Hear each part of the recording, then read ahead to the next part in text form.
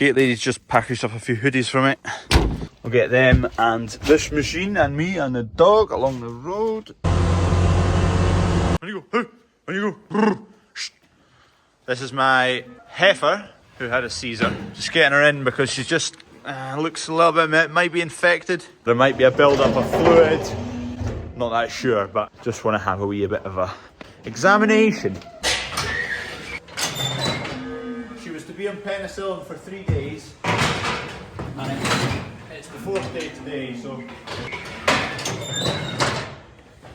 I just want to have a look. Ooh. It hasn't been particularly good on her coming up the race there, but you can see it's just sitting out a bit there, so I think there's probably a good bit of fluid in there. So what I'm going to do, there's a second set of stitches at the bottom. Vet said take them out if you think there's a build-up of fluid. So I'm going to do that, and then what we'll do is we'll just video call the vet, and she's going to just have a look at it from without having to come out. I'm going to put a wee needle in there.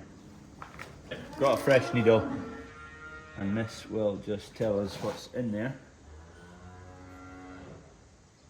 I was expecting a bit of fluid to come out of that. Let's call the vet. Okay, vet's quite happy with how it's looking. We're not needing to open anything up and drain any fluid, so keep an eye on her still. Thinking it's just a bit of swelling, it should subside, but she's happy with how it looks, so if she's happy, then I'm happy. She's all good in health, like she's eating, she's drinking, she's producing plenty of milk for calf. That injection gate there, yeah, good for injections, but actually it's real good for just holding them still. Kind of locks her shoulders there and then locks her head forward, so she can't rattle back and forward that much. Now that I've opened that, she can go all the way forward if she wants. And quite often if you're poking and prodding, they do want to. Smashing, right, we'll let her out. It's actually very handy being able to get the vet on video call and just show them. Saves them coming out here, a call out charge, and you deal with it quicker. It gives the vets more time, because if everything like that, a vet had to come out with that much driving in the day to do, whereas their expertise is doing the vet things. Oh, the vet's phoning back now. Just on the phone again to the vet because that cow, here's a picture, she's got a big lump just in the front of her shoulder there, and it's not like soft like an abscess or a build-up of fluid. It's quite firm and hard, so I was just sending a couple of pictures to the vet there, so she was just getting back to me, and all good. Keep an eye on her, but if she's walking fine and it's a relatively solid lump, should be all right. Maybe just got a knock, or they lean on it quite a lot when they're eating through feed barriers, might have created a kind of blood blister that's built up and gone hard, something like that, but nothing to worry about too much. Go on then, Coop.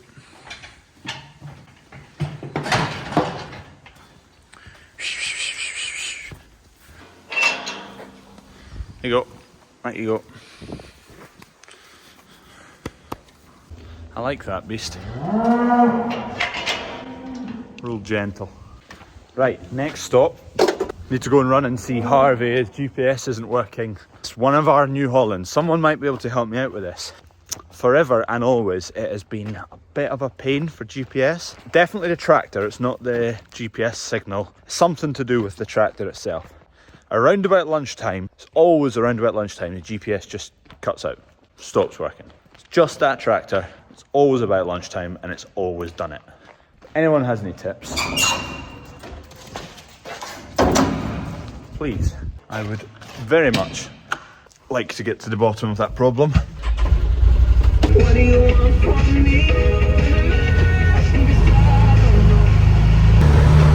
Harvey's out on this wheat in a moment. Oh, help if I could drive straight here. Dunk's ploughing down at yard 3. Should get tidied up there today. Kevs should get tidied up ploughing at yard 1, and that'll be all the ploughing done, and then a bit of spraying to sort out, and then we'll just put the drill on, and hopefully it'll not come off till all the drilling's done. Right, where's Harvey right now? Oh, there he is. Oh, what a corker! I must say, the weather for the last few weeks has been brilliant. Cold frosty start. Harvey didn't get really started till probably 10:30 because it's quite a frost about and you don't want to go rolling when the crop's frosty. It just snaps leaves. A bit of frost, but no complaints. When it brightens up like this, whew, bliss. We've solved it. It was an easy fix. It was the button on the pillar there. That's not why we've been having problems though. We'd normally have a problem at lunchtime, it stops working, but today we're going all right. So Harvey can drive a GPS again. Right, good man. He must have just, oh, we'll go through this wet bit. He's moving again, he must have caught it with his elbow or something. I'd forgotten that switch was on the pillar to switch and switch off your GPS, because we never fiddle with that switch because it's always available. I don't know why they bother with the switch. Check the cows and then off we go. New set of twins. Cow looks like a bag of bones. This is why I want to know when I'm scanning that I've got twins. Feed cows harder because it's harder on their systems. Feeding two calves rather than one.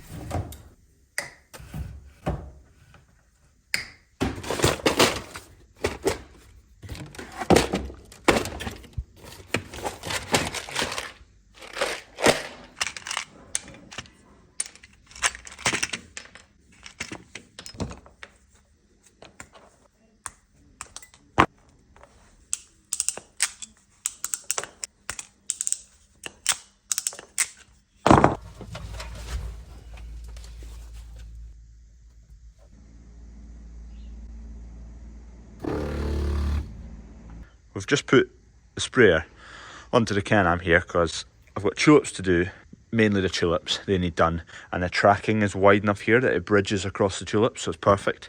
Saves doing them with a knapsack by hand. I've just text screwed it onto the bed, but it seems solid enough. Hope I don't get in trouble for text screwing that on. ATV services probably do the proper mount system for a sprayer, but I have a sprayer already, and I have the boom, so we've made it work. There's a bit of glyphosate in at the moment, so I'm going to go and spray some bits of the yard that are needing done. I need to flush it out a few times, and then we can spray the tulips. Tulips get a thing called, is it tulip fire? Which we found out last year. It's a learning curve. Anyway, I've just wired it into the back of the 12 volt plug there. It's already got a fuse, an inline fuse in it, so we're all good. Although my wiring's not particularly good, I need to redo that. I could do with another nozzle on each side so I can get right out width-wise, but it's going to do for now. The tulip rows are about here and about here, so these fans should hit them just perfect. Just heading out to the tulips now. I sprayed bits of the yard with glyphosate where the weeds are, washed out the tank a few times. Last year's tulips have actually come quite well. Historically, they've not come that well, so we just grubbed them up or whatever. And these ones were still to be grubbed up yet, but they've come quite well and quite thick. It's a bit annoying because before they came through we didn't spray it with glyphosate for these weeds that are all there as well, so I don't know how this is going to look. It might look a right mess come by the time these tulips flower, but we'll see. Anyway, we've got last year's ones and we've got the new ones up the top there, so that's what we're spraying. I'll go and do the new ones first, because you can see there's a lot more weeds in the old stuff than there is the new. More learning, that's all it is, more learning. Nice big gaps between the beds there for people walking, really. I've measured it and this should just bridge these tulips just perfectly. Oh, perfect. Could really have been at these a couple of weeks ago, but we haven't. So Mark Eves, who is a massive tulip grower down in Norfolk, some of these tulips are from him actually, and he kind of guides me a wee bit in what I should be doing, and I should have been on with this spray a wee bit ago. Anyway, better late than never, because last year we got tulip fire, which is like a bit of a fungal infection in the leaf for the tulip. It wasn't a disaster, but it just definitely stunted them and it didn't look quite as nice as they could have done. So that's what we're doing here, a bit of fungicide. The fans are not far off directly on top of the beds there, so they'll get decent coverage with that. So I've got the on-off switch in the cab, and I'll just trundle away and I'll just do all these beds.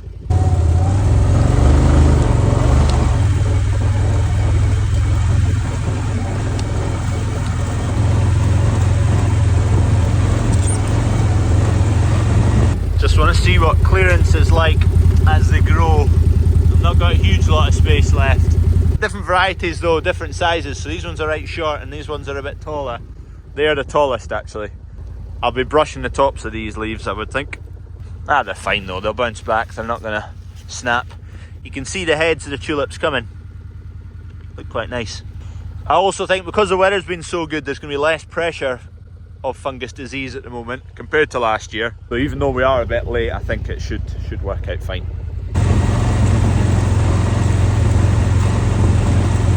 Ah, bliss. Look at these straight rows. Straight as an arrow. I think Dad was planning on coming out with a knapsack and doing these otherwise. So I think he's glad this machine's arrived. I've got no real specific jobs for this yoke, but just a bit of everything. Hello. Ah, the joys. That's another machine to fix. I was doing some rough maths, some fag packet maths on a 12-metre set of rollers, reducing your wheelings. And I'm pretty sure if I can find a set for the mid-teens, thousands, 12-metre rollers, they'll pay for themselves in 2 years. Reduced wheelings, better yields, half the time to roll your crops. Why don't we have a 12-metre set of rollers already? And why is there not many sets of 12-metre rollers kicking about in Scotland? There must be a reason for it. I sound like Mr. Peck. Will I go in the middle? Yeah, you can go in the middle. Right, get your belt on. Ready? Yeah? Can you get my wheels from the garage? Oh, okay. Have you been waiting for a go in this? Yeah. There it is, Freddie. Here it is. Oh. Have you been on the road in this? Yeah. I've been going along the road back to Glogburn. I've been at tulips today, spraying tulips. You ready? Yeah. Is the speed limit 62? How do you know that? Because he told us. Did I tell you? Yeah. That's what it's limited to. It goes 62 miles per hour. But it can go higher? I would go, but it's limited. Anything calving? Doesn't look like it. Nothing? Nothing calving, so we can now go and have fun. Where are we going to go? Down the track. Do you want to go down the track? Yeah.